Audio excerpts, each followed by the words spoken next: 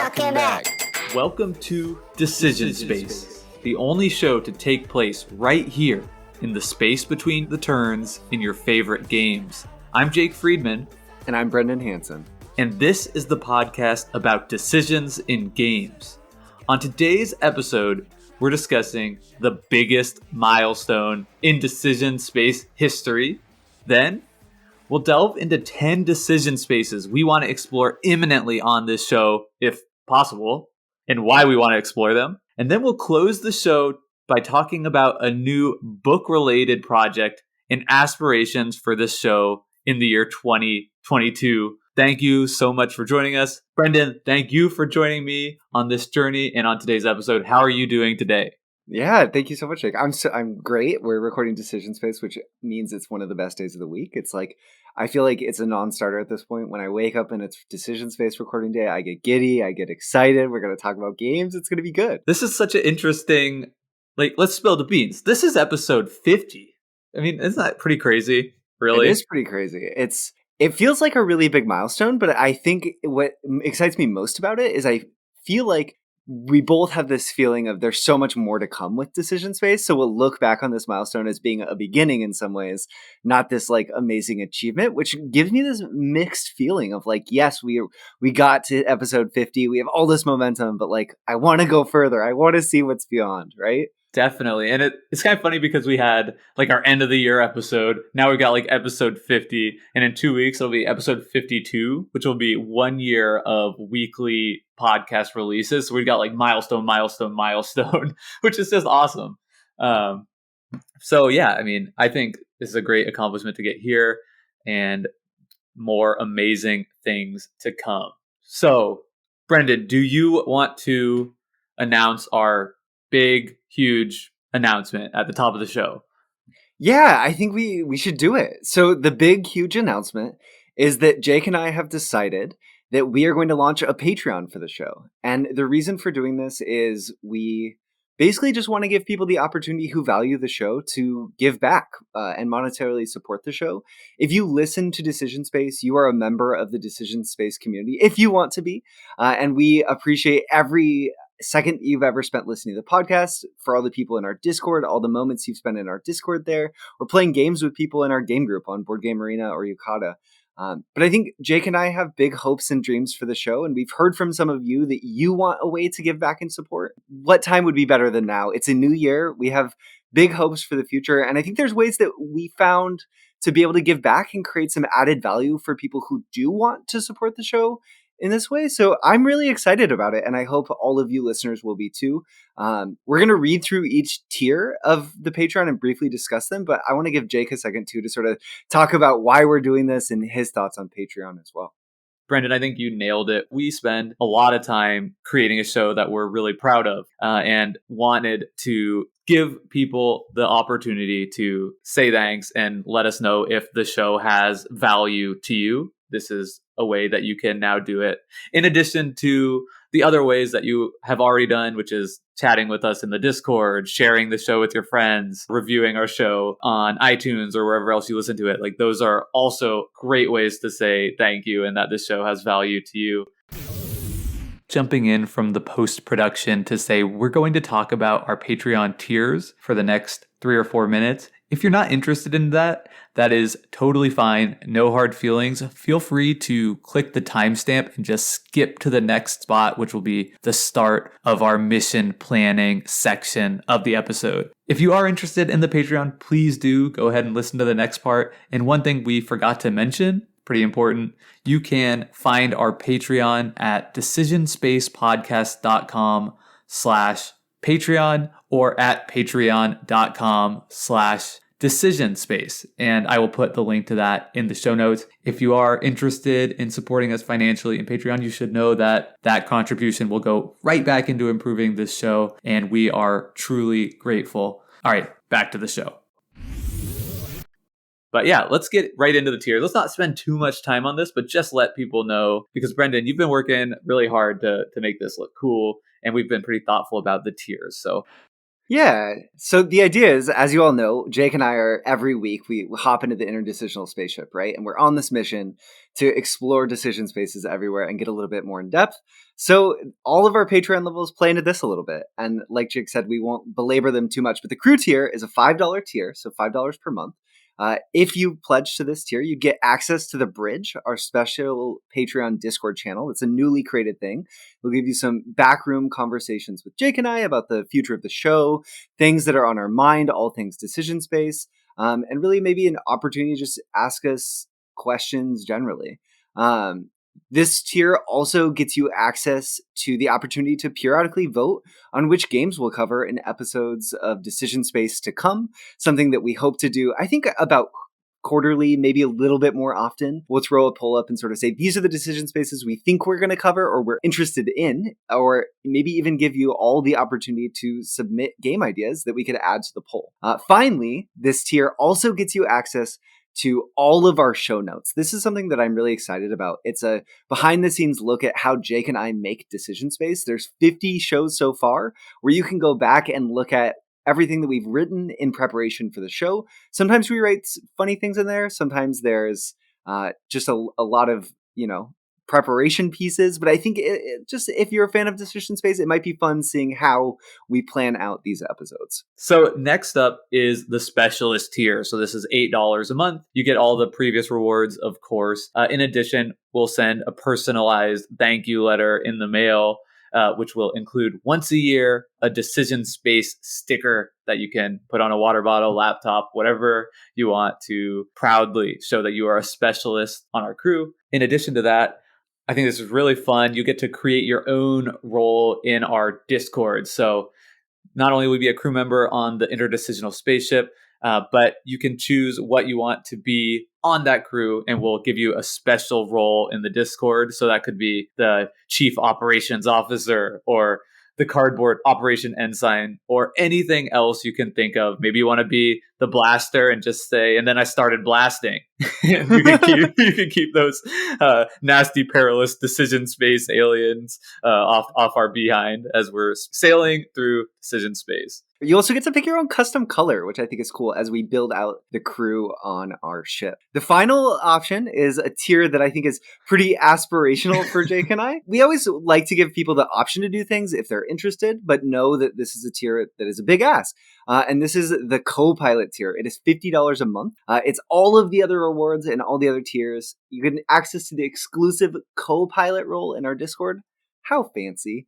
And once every 6 months, you get to work with Jake and I on an episode of Decision Space, sort of giving us direction or dictation on what you would like the episode to be about, whether it's about a game or a discussion. And that's something that Jake and I would work with you on. And yeah, we'd be excited to sort of brainstorm new ways to, create Decision Space content with you. Yeah. And that's limited to just two slots. Yeah, and obviously for that role or anything on this Patreon, do not stretch yourself financially to support our show. This is a show that is intended to be free and open to anyone to enjoy, but we don't know who our audience is. And, if you find yourself in a position where you can give a little bit back, the $5 tier, that's like $1.25 per episode. I think personally that the show has that much value to me. And if you feel the same way, by all means, come aboard. Awesome. Completely seconded and agreed. I'll also say really quickly, I think that the letter that will go out once a year at least in the specialist tier will be really cool. Sort of a physical newsletter in our digital world, letting you in to know Jake and I's thoughts on the past, present, and future of Decision Space. That will be sort of an exclusive thing. I'll also say we have a goal. We want to have 10 patrons of any tier. And once that happens, we're considered ourselves all crewed up, and we'll personally thank all 10 patrons live on the air as well on an episode of Decision Space once we hit that goal. So I'm just really excited about all of the conversations Jake and I have had in this past 50 episodes. I think I've learned things about games that I never imagined I would have going into this. And if you're in a position like that too, maybe you'll consider supporting the show. But I think from here on out, Jake and I are not going to belabor the Patreon point. It's something that we want people to know exists, but we don't want to busy the time in our episodes with. So we'll probably mention it offhand occasionally, but we just thank all of you who are fans of Decision Space in any capacity. It's so awesome sort of leading this mission with you and having these conversations with Jake and ultimately with the rest of the community. So thank you for all the support in Decision Space so far, and I hope you're as excited as we are for the future of the show. Thank you, Brendan. With that Patreon information out of the way, let's get on to our show, starting with information for our pre-planners. So if you are a pre-planner, someone who likes to play along with us before episodes of Decision Space, you should know that upcoming is next week. We'll be covering Palaces of Carrara, which is available to play on Board Game Arena and Yucata, though we would recommend the Board Game Arena implementation for that one. Following that, we will be looking at Evolution Climate, specifically an app version of the game, which is either out now or out very soon. And following those two episodes, we already have our next What We Talk About episode planned. It's going to be a big one that we're really excited about, and it's going to be exploring tempo in board games, maybe even a new way to talk about tempo, but that's still to be determined. So that's on the horizon, what you can look forward to. If you have not played Palaces of Carrara, definitely tune into next week's show. Jake and I will make sure you have all the info you need to understand the conversation. I think it's a really interesting game that doesn't get the play or the discussion that it maybe deserves. And there'll be some interesting lessons on decision spaces in that episode. So I promise, even if you've never heard of it, it's a Kramer and Kiesling game. Come in, listen to the episode. It's going to be good. So, Brendan, are you ready to get into our main topic today? 10 decision spaces we're eager to explore imminently on this podcast, if at all possible, starting with what's your first game on your list, Brendan? I am incredibly excited for this conversation, Jake, and you're just going to have to stop me. We're going to have to stop ourselves from discussing this first game for too long. So I know this could just turn into an episode about this game, I think. The first game on my list is Broom Service. This is an Alexander Pfister and Andreas Pelikan game. It came out in 2015, and I picked it up over the holiday break, and Maya and I have played it a couple times now, and it started to just appear on the table. Maya, after we finished our last game, Maya's my wife, she just set it up. She didn't ask, do you want to play again? She just started putting the pieces together to just run it back, which is always an amazing feeling. But if you've never heard of Broom Service is a simultaneous action delivery game, I guess resource collection delivery game, in which everyone is picking 4 cards of 10 cards that everyone shares in their hand to play in a given round. So you pick all those cards, then you take actions trying to deliver these potions to different towers or move through the board into different train types. But the twist here is that whenever you play a card, you have to declare if you're playing that card as a Brave Witch, in which you get a very powerful added effect, or a Cowardly Witch, in which you don't have an added effect. Why would you ever play it not Brave in this case? Well, if someone in turn order following you has also chosen to play that card, they may say that they are in fact actually playing that card Brave, and then you get no action at all. You are completely so out of luck.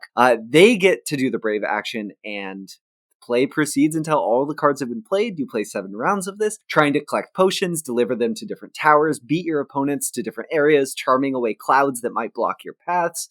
This game is, I would say, one of the most cerebral games that we'll have covered on the show. It's all about understanding what your opponents want to do, getting in their way, and making sure they don't get into yours. I think, Jake, if we do an episode on this, I'm going to pull your arm and beg you that we call it Yomi Witches as the episode title, because it's all about reading the minds of your opponents. Yeah, it's funny that you say it's the most cerebral game, because I was at a bachelor party this weekend for some friends, kind of hold up in an Airbnb. So of course I brought some games, and we had 5 players. I was looking at my shelf. I was like, what game is the most just pure fun, loud, and raucous that is still a strategy game? And I end up grabbing, of course, Broom Service to fill that niche. So while it is cerebral, I feel it's also one of the strategy games that you could just have an awesome time being belligerently drunk with your friends as well. We didn't end up getting it played, but I'll save my thoughts for the show. I did have it listed as my number 3 favorite game of all time, I believe, or something along those lines. That's where I stand. It's Pfister's masterpiece. Awesome. What's the next one on your list? So my first game that is a decision space I want to explore imminently is a game I've played before, on the digital implementation of it on Steam, and I recently picked up one of the box sets in our local buy sell trade group, and that game is BattleCon, designed by D. Brad Talton Jr. and published by Level 99 Games. BattleCon is a game that we've been threatening to cover for some time on Decision Space. And what it is a two-player card game that simulates a fighting game in the two-dimensional fighting genre, right? So you can move only forwards and backwards towards your opponent. You're playing footsies with your opponent, so you're trying to make sure that you move and position yourself in a way that they will be in range for your attack, but like you may be out of range for their attack if you're playing a character that is like a zoning type fighter that has maybe a ranged weapon, or perhaps you're playing a bruising grappling character and you want to be charging down your opponent with your stun guard up so you can, grab them and pin them in the corner, and all, play styles and things that'll be very familiar to people who know about the fighting game genre, as my wonderful co-host Brendan Hansen knows all about, which is part of the reason I'm so excited to cover this game. Because Brendan, if you don't know, a little bit of Decision Space lore, is actually an incredible esports commentator who covers fighting games in arenas prior to COVID. And I just think it would be so much fun to really explore this game. And I think it would be a great vehicle not only to talk about this game, but to talk about video fighting games as well. Brendan, what are your thoughts on BattleCon? BattleCon's a game I've wanted to play for a very long time. It's a game where, fighting games are so awesome. The decision space that fighting games offer is one of the most interesting decision spaces in any games I've ever played. But there's a lot of barriers that I would say exist to playing fighting games. There's reputation for being really hard, whether it's sort of the classic like 1990s Street Fighter 2 inputs, keeping people from wanting to jump into it, just the quarter circle stuff, to just, playing competitive games.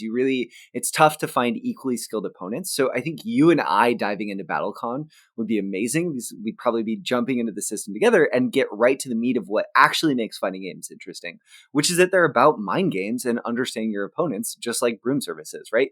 Yomi is actually a Japanese word for understanding the mind of your opponents. And generally, two equally skilled the player who can understand their opponent's tendencies, their habits, what they're going to do in any given situation, is going to come out on top. And that's what makes those games so interesting to me. They end up being exercises in empathy. So I think if we do want to delve into BattleCon, it'd be a nice 1-2 punch with Broom Service. I've heard the online implementation is great, and there's a really cool system in BattleCon where you're sort of choosing two cards, each with a set of attributes that slot into each other each turn. So there's lots of ways to sort of combine your different moves. There's sort of one deck that's shared among all characters, and then another deck that's unique to each character. So I think that's a really neat system for board gamers too, that just gets you going with this endless amount of possibilities. And it's one that is more burdensome to cover just because the nature of it than some of the other games we maybe have discussed before, which is the thing that could potentially prevent this from being on the show and has thus far. But I've got my fingers crossed that we can find time this year. So, Brendan, why don't you give us your next game? Okay, everyone's going to say I'm throwing Jake a bone with this pick. I am not. I really want to play this game. But I say this because it is a 2009 Stefan Feld game. And this game is Macau. Macau is a game with a really novel mechanic that I think is why I'm most interested in exploring this decision space. Macau essentially is a resource collection game. I have not yet played it, but at the start of each round, similar to his game Bruges, which is a big favorite of Jake's, one player rolls 6 different colored dice, and then each player selects 2 of those die to basically add resources to their pool, but there's a twist. If the die displays a 5, and let's say it's the blue die, you would then, if you select that, you'll get 5 blue cubes, but you won't get them for 5 turns. So there's this ship's wheel that you're putting those resources on. So the more resources that you would like, the longer you have to wait to get them. And I think that that's really interesting.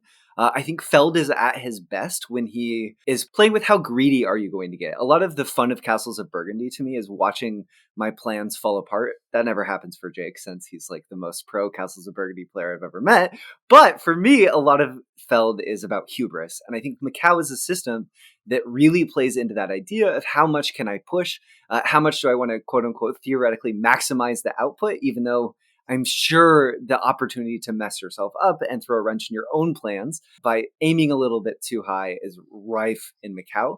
There's also this really cool deck of 96 cards that are all sort of have these various special abilities that reminds me of Bruges as well. So it's sort of pulling in a few different things from some of his systems. It's a game that comes up some, but isn't one of his most celebrated. So I'd like to get in and explore it and see what's there. Yeah, I would love to cover this game on the show. I've played it a couple of times on Yukata, and I'll say in those initial plays, it was like lukewarm. I didn't become obsessed with it like I did with Bruges. I haven't played it 100 times online like I have with Castles of Burgundy, and it isn't one that is now like growing and growing on me every time I play it like Carpe Diem, but I haven't given it as much time and energy. So I'd love to see with some more dedicated plays if I can sort of unlock what makes it so special to many people. And while it doesn't always come up as the top of Feld's list of games, as a Feld fanboy myself, I've actually sought out conversations with some people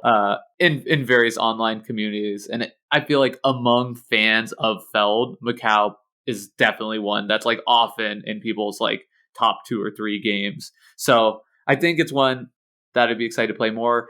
My experience with like the deck of cards kind of threw me off a little bit, but I don't want to say too much now because I think definitely let's make a plan. Let's set our course and let's cover this game soon on the show. Awesome. That's it. And this was one that's free to play online on Yukata, so that definitely increases the chances. So if you're curious about checking out Macau and reporting back, go have a look on Yukata. My next game is, I think, one that will be really exciting to a large section of our community in a way that we don't typically feature. And that is because this game is, in my opinion, and this is actually going to be controversial. They're going to hate that I said this, the best solo game of all time.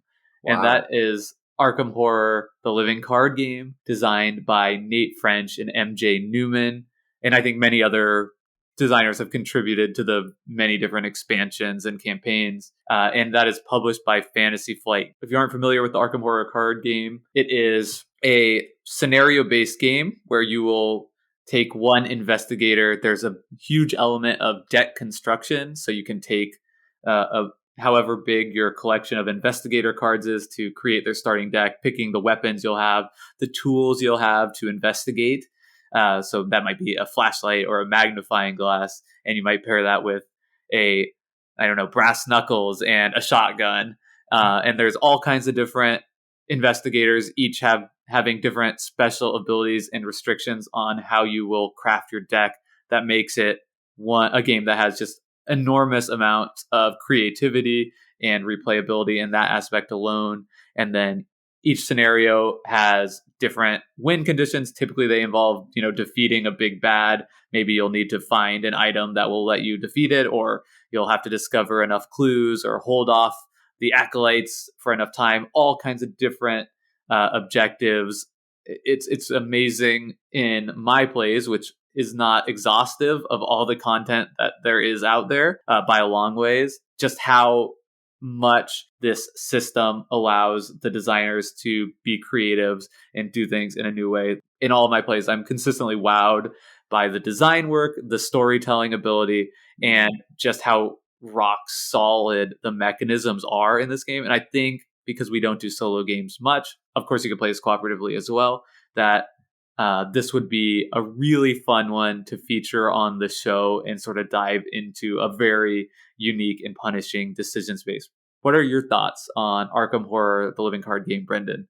I have a few questions. One, do I get a brief of you get a brief of the mission you're going to play that has like a little bit of info, then you build your deck for it, then you play the mission? Is that the idea? The missions are basically packed into campaigns. So you would get the starting of the campaign, which is like you'd be meeting with the professor at the university. And this is all text you're like reading out of a little booklet. And he's like, my assistant has gone missing and he had this rare book. You better go over to the museum. And then you play the mission that's like at the museum, and you're like breaking into the museum and looking for this book. And then based on what you achieve in that mission, there are different outcomes that may send you on different paths throughout the campaign, or Interesting. or you'll be able to add different cards. You also, there's a system where you gain experience, so the better you do, kind of the more cards you can like add in your deck to level up. It's very cool, and everything beyond that first blurb you're reading is generated through a deck of cards. So you basically have like an agenda deck that you're working through, and then an act deck next to it. So it's like you have to accomplish this first goal, then you flip over the act. Now you're on act 2, and that could be something different. And you're always sort of just racing against the clock. It's a really cool and fun game. You're definitely not the only person who I've heard gush about Arkham Horror LCG. So I feel like if there's a game that's going to force me to bring something Cthulhu into my home, this might be a good one. I've survived this long, but I think that it seems like it would be right up my alley. You seem to really love it. A lot of people out there seem to really love it. It seems like it'd be good. And solo games that we've covered in the past have gotten a really good reception on our show as well. So I'd be excited to delve into this one. It's a little bit more burdensome, again, because it has a huge cost associated with it. Like, to pick up a whole campaign is like a lot of money. There's no way in sugarcoating that. And I think it's a difficult one to play online as well. What would I buy? What should I buy if I was going to buy it? So if you were to buy it, you would just get the core set. Buy the core set. Okay. And that has 3, like a mini campaign that's like 3 scenarios long. And then subsequent campaigns are like 8 scenarios long. But you need the core set. There's no standalone, like the new one that you bought, for example, that just came out. That is an expansion that uses the core set. Okay, cool. Yeah, you need the core set because it has like the components that you'll play with, like the life and the numbers that'll go into the chaos bag. More on that later, hopefully. A chaos bag? Yeah, so you get the core set. A lot of people recommend getting 2, but just get 1. That sounds great. Let's talk about it more off air. It seems like we're going to get to this one eventually, but we'll see. No promises. No promises. No promises on any of these, but let us know of these which ones you'd be most excited for us to kind of bump up to the top of our list. Yes. My next one, if you are in need of a hospital and you're you're in luck, because I am interested in exploring a Stan Kordonsky game. This is a design by Stan Kordonsky and Mike Nudd that came out in 2018. Friend of the show, Tony Faber, is a big fan of this designer, and the game is Dice Hospital. Dice Hospital is it's a dice manipulation game in which there are, I think, the most interesting mechanic. There's 3 differently colored dice in the game, which all represent patients coming to your hospital. Over the course of the game, every round, you're going to get a new input of patients, and they're going to come in these little ambulances that range, that you sort the die into low value to high value die. So like, oh, this is the ambulance full of all these really sick patients. They're only 1s and 2s. They really need help. All the way up to like this die is at 4 or 5 or 4 or 5 or 6. And a die is of course healed and released from your hospital once they move from 6 or higher. They are healed and they are released. So every round you get to pick, do you want an ambulance full of pretty unhealthy people, which could potentially give you a bonus, or are you going for, it lets you go first in the next round, it potentially gives you a blood bag, which is helpful, and then also, or do you want to just take the healthy people and make them work in your hospital? You're also building up your hospital by getting new specialists who are better at healing certain types of patients, depending on the color of die or the value, or you're getting new buildings in your hospital that are allowing you to sort of heal certain configurations of dice. So it's kind of like a simultaneous shared puzzle game, which I don't think are generally my favorite, but something has really drawn me to this that's made me want to explore it a little bit more. I've played a game or 2 in our Discord with our playgroup in there on Board Game Arena, and I would say it's interesting enough that I want to keep playing to decide if I'm interested in playing it even more. Is it a competitive game? Yes, it is a competitive game. Another question. Did you say once somebody's healthy, you can just conscript them to work in your hospital? No. That would be great if you were like... I was like picturing that. It's like, you're fine, sir. Here, just grab these scrubs instead. Take this IV bag and run to room 212. No, you every round you're choosing between a new building, a new room type to add to your hospital, or a new specialist, but that's independent of the patients that you're healing, which is how you're getting points throughout the game, is by healing these patients. And this one's a pretty simple game, is that right? Like rules Yeah, complexity wise? it's not super complex. It's quicker than I thought it would be, especially in the board game arena implementation online. It's really snappy and pretty straightforward. Yeah, I would say, what's a good analog in terms of weight?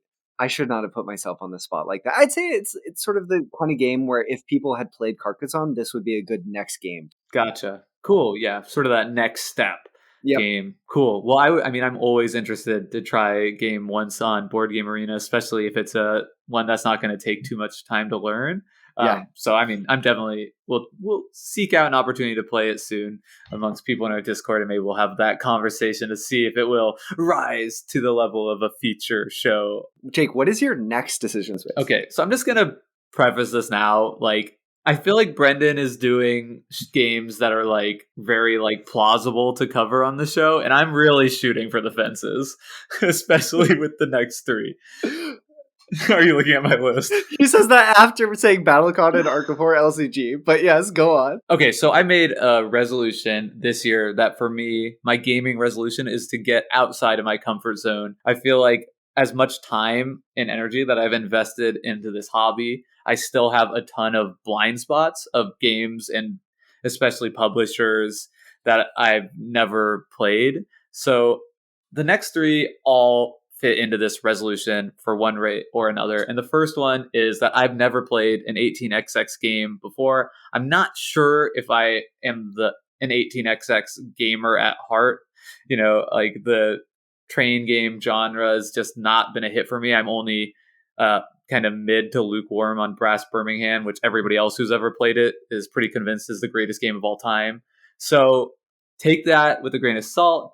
But the game I put on my list that I want to start that journey to 18xx land is Shikoku 1889, designed by Yasutaka Ikeda and published originally by Deep Thought Games LLC, which I absolutely love as the name of a game company, by the way.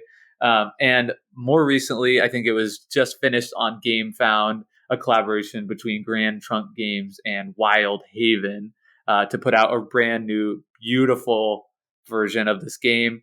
I watched the GameFound video, and it, despite my misgivings about the train game genre, about 18xx, it made me want to play this game. It was such like a well-crafted video. It made it look accessible. It made it look fun. Doing a little bit further research, 1889 is one of the 3 or 4 18xx games that is just always recommended as an entry point to the genre. So what this game is, it's set. Guess when it's set.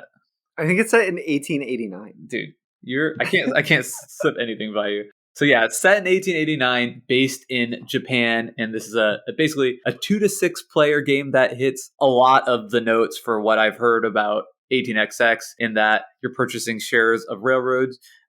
You're working to build out those railroad track paths based on whoever has the most shares in the company getting to make the decision. As trains get older, they kind of are rust and then get moved out of the game. So you have to be sort of thinking ahead about how many trains to purchase and buy and upgrade and all that. But then also it's a game where you're trying to get stocks and make money. So I'm just throwing out 18xx game words. I know this one is available to play on 18xx.games, so that might be a good way to try it out. And also, I just personally really like Japan. I got to visit there once, so I'm always intrigued by sort of Japan as a setting for games. So for all those reasons, I think 1889 is the 18xx game that I would most want to try first. And I do want to get outside of my comfort zone and try an 18xx game this year. Obviously, playing it enough to cover on the show is a huge reach. But Brendan, I would like to ask you to play this game with me at some time this year. And maybe we could even just briefly mention that play and how it went on the pod. I would love to do that. I've actually read the rulebook for Shikoku 1889 already. So this is one game. Sometimes I have a little baby. Sometimes in the middle of the night, he will wake up and I will read him board game rulebooks to help him fall back to sleep. So we read the rulebook together over multiple nights. And I just really enjoyed reading this rulebook. So it's one that I'd really like to jump into. The stock round seems really interesting. Some of the board with the switches and the way you're trying to connect to ports seems really cool. And I'm very interested in 18 XX games as well, but they're not something that I have a ton of experience with either. So I think we should get it played on the podcast. Great pick, Jake. All right, thank you. I got a win. Brendan, what is your number 3 game on your list? My number 4. Oh, but all right. My number good. 4 We're doing game, better than I thought. Yes. This game is, if anyone is in our play group, if you're in our Discord, you know I'm already playing the cowboy boots off this game. This is my second Alexander Pfister game on the list. This is the 2018 mega hit Great Western Trail. This is not a game that I have ever played. It is a game with, well, I could have said that 2 weeks ago, but now I've played it about 20 times. But when I created this list, it was a game that I had never played. Great Western Trail is a little bit of a deck building game. It's a bit of a rondel game. A lot of people call this affectionately a rondel building game, where you're sort of doing this loop of running your cattle up to Kansas City over and over again, and you're building buildings onto the board to enhance what your trip will be, what your path will be. There's these sort of 3 different employee types, which form the basis for the core strategies of the game, whether it's going cowboys and really investing in your cattle herds as you get better cows into your deck, or maybe you're going builders and you're really invested in trying to enhance the building locations on your board, and maybe you'll build a mansion on the way there. Or maybe you're going engineers and you're all about trying to get your train up this track to, one, create scoring opportunities for you down the line, or maybe in the short term, just limit how much you're paying when you're making deliveries via train at Kansas City and to other cities around. I will say that I don't want to delve too much into my thoughts on the game, but I've played it 20 times, so you could probably assume I don't hate the game. It's much different than I expected, and I think its decision space would be a really interesting one to discuss on the show, both in terms of the interactivity offered there and the way in which we make decisions in games with other people's input, but sort of I don't know, the passive interaction of it and fascinates me in sort of in how indirectly mean it can be, but also I don't know, it's really fun, Jake. It's a really cool game. What do you think? What do you think of Great Western Trail? Can we cover it on the show, please, please, please? I think this one is close to 100% locked to be covered on the show this year.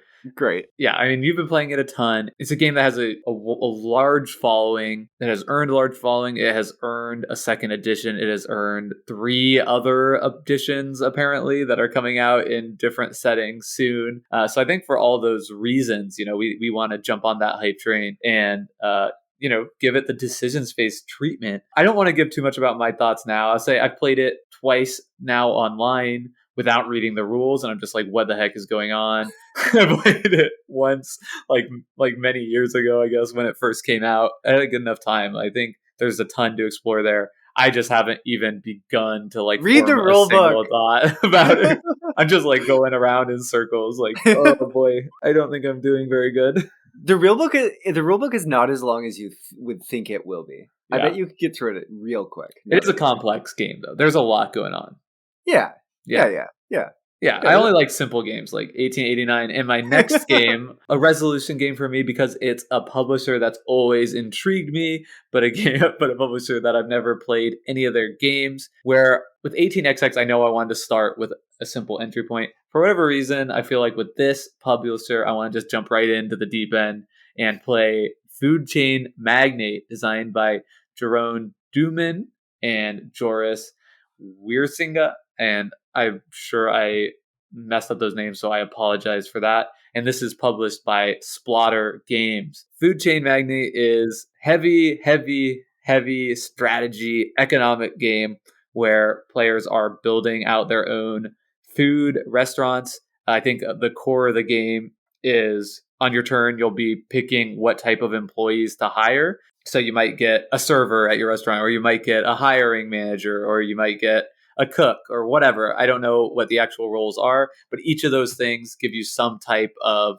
advantage in the game. And then once you've made those decisions, there's like a core economic engine that runs where the people in the town will go to the various restaurants and purchase items from them based upon location and proximity to houses, and also the demand for certain goods, which players can manipulate through advertising managers and that type of thing. So one player might be selling the cheapest, best pizza in town, but all of a sudden everyone in town wants pizza and lemonade. And the only place they can get pizza and lemonade both is from this other shop across town. So now they're going there, and the person with the good cheap pizza gets nothing, and the expensive bad pizza person gets everything. I haven't learned the game yet, but it's one that really intrigues me. I think it's the highest rated game, at least on Board Game Geek, from Splatter Games. One that I would love to play. Again, a big stretch to cover on the show, but definitely a game I'm going to try my best to get played in 2022.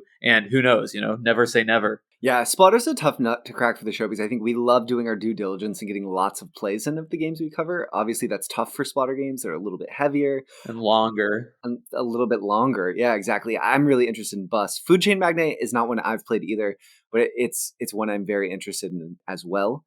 It's definitely one where I've heard if there's a table full of people being okay with conceding games when they've been lost before they've been played out, because things can go really off the rails for people early on. I think the ethos of Splatter Games, I'm not sure if this is just what people say about the company or if it's something that they've actually said themselves, so I apologize if I'm attributing this quote incorrectly, but it's that, if you can't lose a game on the first turn, why have a first turn?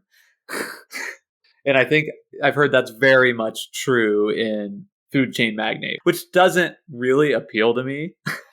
Just the idea that there's this publisher that's putting out these really interesting, weird, unique, and challenging games. And and that actually has gained a lot of traction. There's a lot of people out there that do love board games and love these games, and I've never explored it all. It means I want to check it out and at least form an opinion myself rather than just assuming I already know I'm not going to enjoy it. Okay, my next decision space. I have spent many an hour in the past 2 weeks, 3 weeks with Maya playing Cascadia, a tile-laying game from Flat Out Games that is incredible. That is not my next game. I was looking at the list. I was like, he's messing up. He's saying it wrong. That was on my last mission planning list. But this time, we actually recently ordered promo cards for Cascadia because we want to keep playing it. And in that order, I picked up Calico, another game by Flat Out Games that came out before Cascadia, 2020, designed by Kevin Russ. That's a tile-laying puzzle game about quilts and cats. It's another game where it's a really simple sort of setup where you're just given a few options each turn, and the game descends into pure agony, I've heard, where there are really specific tiles that you can need to get amazing conversions in terms of points. So blocking becomes very important in this game, and things can go, I guess, not off the rails, but can unravel very quickly for you. So Cascadia, I would not describe as being a game of that sort. It's much more relaxing, a little bit more even-keeled. There's definitely things that can go wrong for you, and there's definitely tiles that you can really need, especially late game, or tokens to come out. But I'm excited to pivot into the more sharpened tooth flat-out game, as it were, and explore that decision space, at least with Maya, if not on the show with you, Jake. Yeah, it's really interesting. I played Cascadia once, and it felt very open, and that openness meant that turns just like whipped around the table, and that created like a really fun experience that separated it from some of the more challenging puzzly games in my collection, like something like Sagrada. And then with Calico, I haven't played it myself, but all the discussion I've heard about it is the opposite, right? It's like this game will break your brain, like the most challenging, puzzly, AP-inducing game ever. So it's so funny that it seems like this same publisher has really answered that with this other game, Cascadia. And playing Cascadia and enjoying it definitely does make me want to go back and check out Calico. I haven't played Cascadia as much as you by far. I've just played it that once. So for me, I feel like I'm more intrigued to play Cascadia. Like that's the game that I think that I will like more, because I think I just have other games that are already kind of in that really puzzly niche already in my collection. But Calico is, by all accounts, a great game, and I think would be one that I'm definitely interested in checking out. One Another cool difference between them is in Cascadia, there's 4 tiles that come out and they're all paired with different wildlife tokens. So you're always just picking a pair of token and tile to add to your board. And in Calico, you have a hand of 3 patches and you pick one of them to play on your turn. So I think it offers a little bit more planning potentially. I haven't played Calico, but hopefully more to report soon. Jake, what is your final decision space? All right, my final decision space is also a game type that a lot of people in this hobby passionately speak about and love. And it is a game type perhaps furthest from my comfort zone of any that I typically play, that we've covered on this podcast before. It is a war game. It is published by GMT Games. So those are both two new things to me. And it is also a coin game, which is basically counterinsurgency game in short, and it is an entire system. And the coin game I have picked is Cuba Libre, designed by Jeff Grossman and coin system inventor Volko Runke. I already mentioned published by GMT Games. So Cuba Libre is based on the Castro insurgency in Cuba from the years 1957 to 1958. What the coin games, counterinsurgency games, does is it gives each player a different faction with a different win condition. In Cuba Libre, you can be the Batista dictatorship, and they win by getting support amongst the people, or you are the syndicate, which represents organized crime in Cuba, and they win by getting casinos up and running and generating resources. You could also be the Directorio, which was sort of the more student organized intelligence group, and they win by gaining some combination of population and base control. Or you could be the July 26th or the 26th of July movement, which is the Castro brothers and Che Guevara, and they win by, they were the actual winners of this historical moment. And they win by gaining support amongst the people and controlling a certain number of bases on the board. So I think it's super fascinating when you think about all types of different factions. I think these coin games are intended to create moments where players will need to negotiate while trying to sneak their win condition into play, while keeping an eye to make sure everybody's keeping everyone else in check. The coin system is also a card game system, and I love card games. So when I think about going into kind of the wargaming side of the hobby, I think coin is a really good place for me to start. Basically, there's always going to be 2 different cards out. Players can sort of pick to take an event on one of the cards, or their special action. But if they take the special action, then their opponent gets to take one of the events on the card, or they can let their opponent go first to take the next card that's done, but then the opponent gets to go first. Rules intense, as I understand it, a difficult one to learn, but supposedly one that's worth the effort to get into. So I just want to also give credit. If you're interested in more, there's a really, really great essay about the whole coin system on Board Game Geek by Candace Harris. So I read that and it made me really excited to sort of dive into this and explore these games. Brendan, what are your thoughts on coin overall? So coin is something that I came into my sort of awareness many, many years ago. And I was always interested in coin games, mostly because of the nature of your asymmetric goals. I think that so often board games put us in positions where we all sort of want the same thing at the table, and then you come into conflict with each other fighting over resources, but our objectives are relatively similar. And I think coin is so much closer. It's trying to simulate real life, right? It's a simulation of a real life interaction by putting you in the role of these different factions within that setting. And all coin games do this. They're based on sort of real life situations. And I think it sounds fascinating. It seems like it'd be a really unique decision space to delve into, and I'd be thrilled to sort of get the opportunity to play my first coin game. And Cuba Libre is the one that comes up most often from people who are sort of like, if you're going to play a first coin game, play Cuba Libre. I think it helps to be interested in the history a little bit, and I think I am interested in the history here, so Cuba Libre would be a great one to jump into. Yeah, I think it was actually designed to be a good entry point to the coin system. So that was like one of the design goals for this. So definitely the one I would want to start with as well. And I think that there are a few people already in the Discord that have already been sort of talking about organizing one of these games. I think it's a game you basically have to play real time. We play a lot of our game asynchronously to prepare for this. Out of all the games, I think this is probably going to be the most challenging one to play and cover on the show. But I think it'd be really interesting just to check out a new part of the hobby and potentially give it some coverage on Decision Space, even if we forego our typical trying to play a game 10 times and to say, okay, we played this twice or 3 times, and these are our thoughts after that number of games. Cool. Hopefully y'all found some games that you thought were interesting there, whether they are games you've played and love or new games. I would really appreciate you letting us know, whether it's on Board Game Geek, in our Discord, or by sending us an email at decisionspa@gmail.com about what you think about some of the games we're interested in. But I think with that, let's move on to the sort of next quick topic. We won't talk about this for too long, and it is the first time you're hearing about it, but it won't be the last.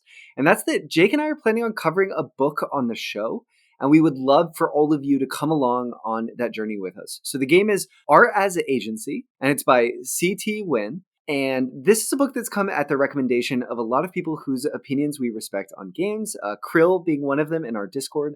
And I have a quick blurb here, and then maybe that I can read to give you some info on the book. But we want to invite you all to read along with us if you'd like, or if you don't want to, we're going to dedicate a whole show to what we've learned reading this book as well. And we'll read it over the course of 2 months together. So yeah, Jake, help. Yeah.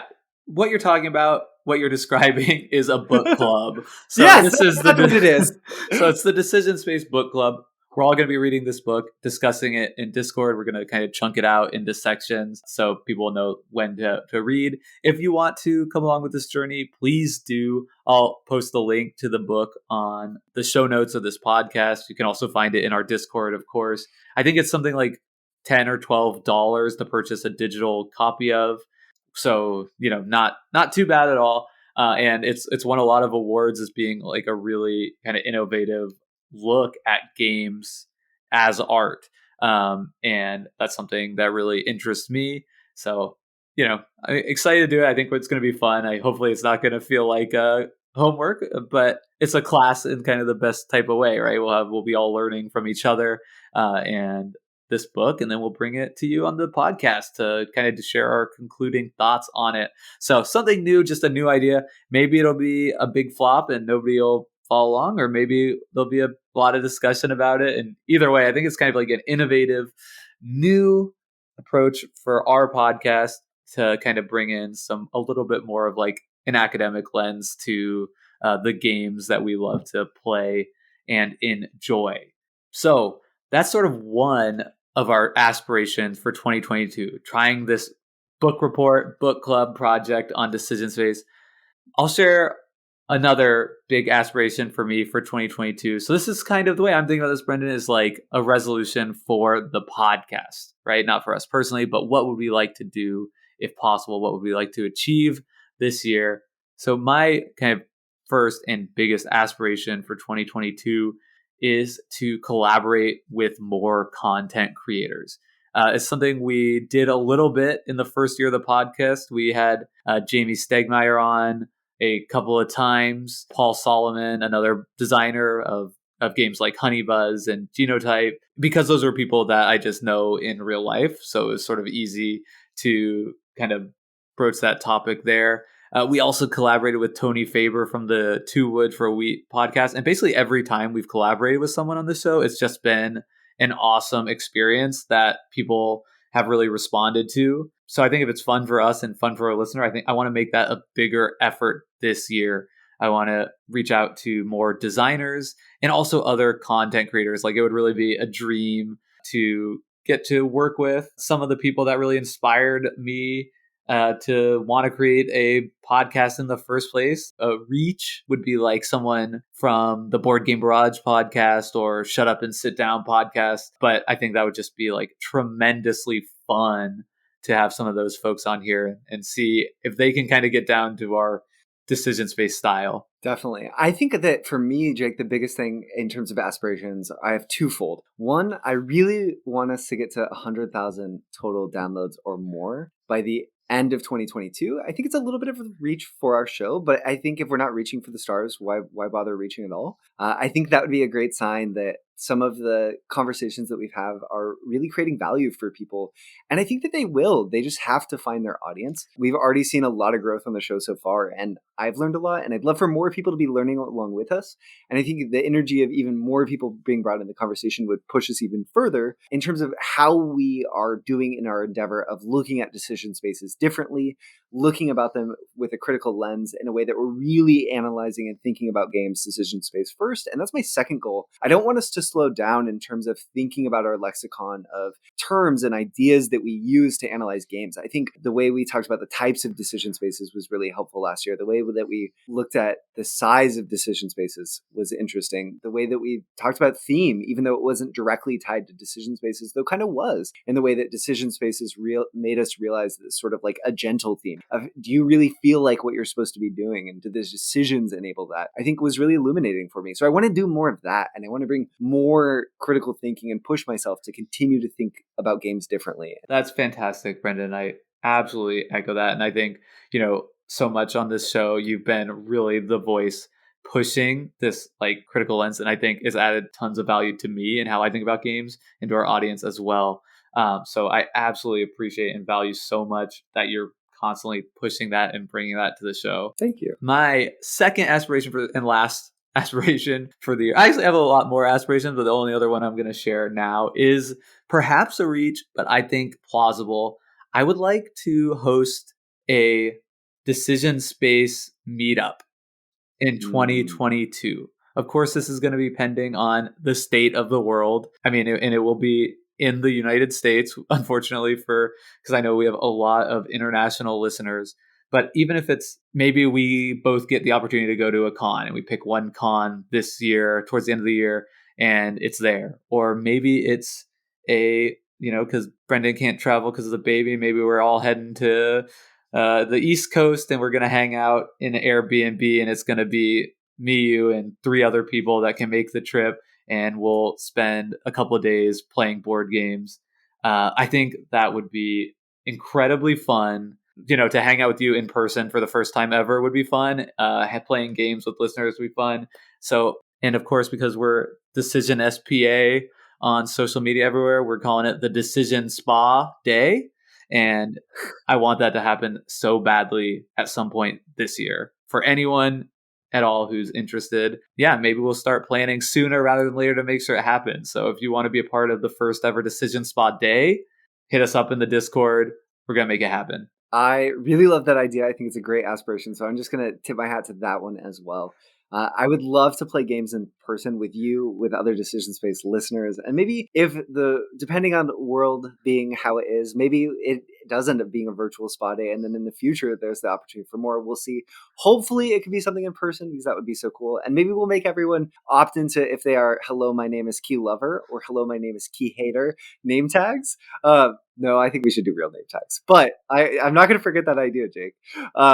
And I will say, I want to circle back to the book club just for 1 second, because I think we did a bad job about stipulating how long people would have to read it. So we'll go more into this on the show, or in the Discord where the book club will be happening. So if you want to join our Discord. The link is in the show notes.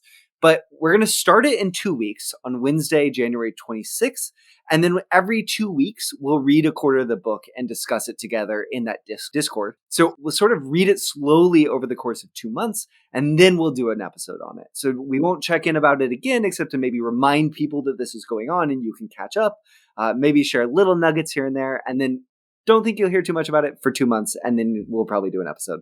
We will do an episode on it sometime after those 2 months are up. Okay, thank you, Jake. Sorry. Awesome. Well, with those aspirations, that brings us to the end of our episode this week. Thank you so much for being here. Not a traditional episode, a little bit of a Patreon ad, a little bit of a celebration for achieving 50 episodes, and a little bit of future planning for the future of this Decision Space mission. We want to thank you all for being here with us and for tuning in this week. As always, you can find us on Twitter. Brendan is at Burnside_BH. I'm at Jake Freed.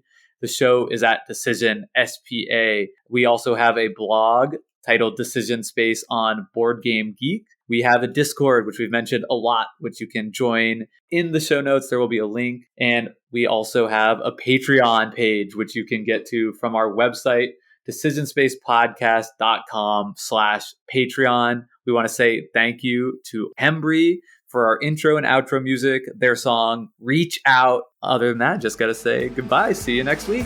See y'all with Palaces of Carrara.